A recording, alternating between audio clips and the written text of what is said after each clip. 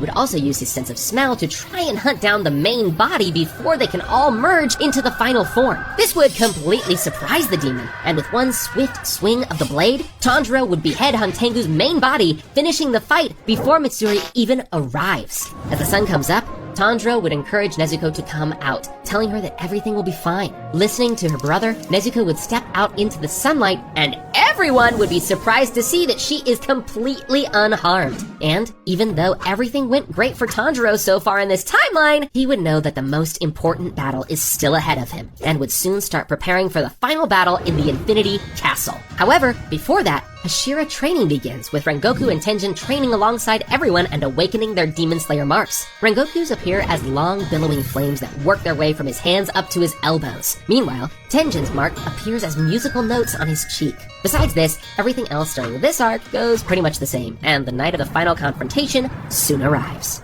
Same as before, Muzan kills Kagaya and gets caught in the trap set up for him. The first demon still makes it out alive though, and the Infinity Castle opens up, swallowing the entire Demon Slayer core. As the Slayers fall through the Infinity Castle, Tanjiro knows that things are different this time. They've defeated Akaza, meaning he and Gyu are freed up to assist the other Hashira. Meanwhile, Rengoku and Tenjin are with them this time, which should make things much easier as well. Unfortunately, Shinobu would still end up alone and would have to engage Doma by herself. This goes the same as in the original timeline, with her losing her life and poisoning the demon. The only difference here is that Tanjiro would arrive soon after to help Inosuke and Kanao finish Doma off. With their combined forces, they would easily overpower the weakened Doma with minimal injuries. While the other Hashira are busy fighting their own battles, Zenitsu would pursue his own revenge against Kagaku as he did before, closing out the story on their rivalry and showing that he has truly mastered his thunder-breathing technique. Same as before, he would reveal his own 7th form of thunder-breathing and would put his rival to rest. As this is happening, Tanjiro would rush through the Infinity Castle, hoping to get to the other battles in time in order not to let the other Hashira die. Listening to the crows, Tanjiro would soon learn Kokoshibo's location and would decide to head straight towards him. Every surviving Hashira alongside Inosuke, Kanao, and Genya would then take on Kokoshibo together.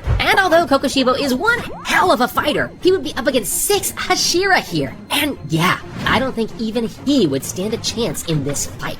As Tanjiro prepares to cut his head off with his sun-breathing techniques, Kokoshibo would remember his brother, Yorichi. Realizing that he was wrong all along, Kokoshibo would accept his fate. In a split second, Tanjiro would finish his attack and the strongest upper moon ever would fall defeated. Tanjiro would take a brief moment to lay Michikatsu's soul to rest, vowing that he will end Muzan so that nobody has to become a demon ever again. With that done, all Demon Slayers can finally turn their attention to the final threat, Muzan Kibutsuji. However, this is where Tanjiro would realize that he has made one big mistake. You see, although defeating the upper moons earlier might have seemed like a good idea, it would also mean that Tanjiro and the others have to stall Muzan even longer before the sun rises. Despite all the additional Hashira who are alive this time around, surviving against Muzan for an extra hour is going to be a complete nightmare. Tanjiro would immediately realize his mistake of defeating the other moons early and would try to strategize what they can do. However, he would be reassured by Rengoku that everything will be fine. The battle finally begins, and the Hashira jump towards Muzan, trying to keep him busy until dawn. Obanai and Sanemi begin the charge, each one attacking Muzan from different directions to draw his attention, weaving in and out as they try to help each other.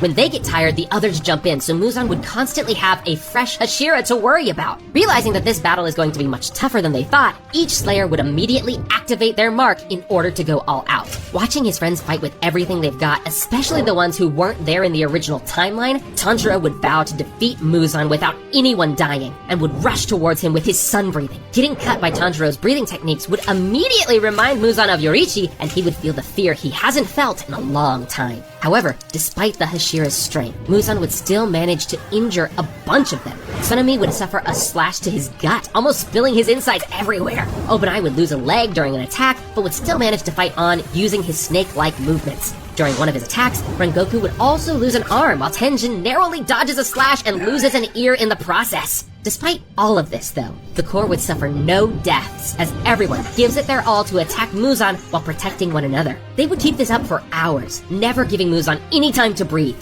Soon, the sun would begin to rise, which would prompt Tanjiro to jump in for one final attack.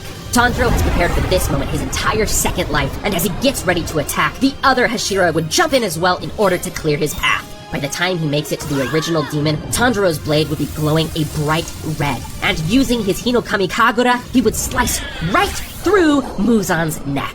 Of course, this wouldn't kill Muzan, and he would still attempt to regenerate, but with the sun already up, all of his efforts would be in vain. The rest of the battle plays out pretty much the same, with Muzan doing anything he can to survive, but the Slayer stopping him at every turn. This time, Tanjiro would also be careful not to fall for Muzan's trap and wouldn't be transformed into a demon.